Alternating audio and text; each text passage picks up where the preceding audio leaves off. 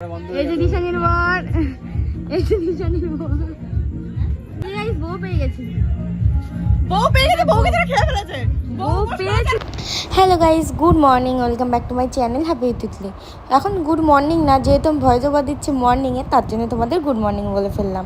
তো first time চলে গেছি আমি ফুলের দোকানে, দিয়ার সাথে দেখা করতে গেলে আমি ফুল নিয়ে যাই, সে যে কোনো ফুল হলেই হলো। আমি এর জন্য বেল ফুল নিয়েছিলাম। তারপরে আমি ট্রেনে উঠে গেছি, আর আমি ট্রেন থেকে এই যে নেমে গেছি। এই যে হলো সোনালি দিদির মেয়ে, আর এই যে আরুর জন্য গিফট নিয়ে নিয়েছে অনেক, কারণ আরুর আজকে বার্থডে, মানে দিয়ে দিদির ছেলের বার্থডে। তো হ্যাপি বার্থডে আরু পাপা, অনেক অনেক ভালো থাকো, সুস্থ থাকো। আর এই যে চলে এসেছি আমি দিয়াদের বাড়ি, আর গিয়ে আমার রুহির সাথে দেখা হয়ে গেলো। ভাই, ওর সাথে আমার প্রায় একটা বছর, মানে এক বছর পুরো হয়নি, প্রায় 7-8 মাস পরে দেখা হলো। মানে কথা হয় কিন্তু দেখা হয়নি, ও একটা কাজে ঢুকে গেছে, বিয়ে করে নিয়েছে ভাই।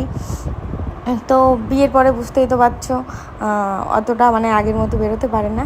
তো তার জন্য অনেক অনেক গল্প করছিলাম দুজনে। আর এই যে আমাদের দিয়া প্রচণ্ড পরিমাণে ব্যস্ত, কারণ ওর বাড়িতে অনুষ্ঠান, আর প্রচণ্ড ব্যস্ত। আর এই যে রুহিকে আমি হাসাচ্ছিলাম মুংমাং কথা বলে।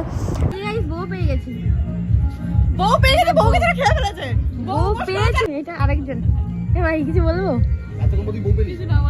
মুখটা ঢাকো তো, তোমার ওই অত সুন্দর মুখ দেখানো যাবে না, ভালো করে ওরম ভাবে হলে হবে না। সিরিয়াস থাকো, আরে দেখাবো না তোমার মুখ, ঢাকবা তো ওরম করে। ভালোভাবে বলছে ঢাকবে না, এখন তাহলে মুখ লুকাচ্ছ কেন?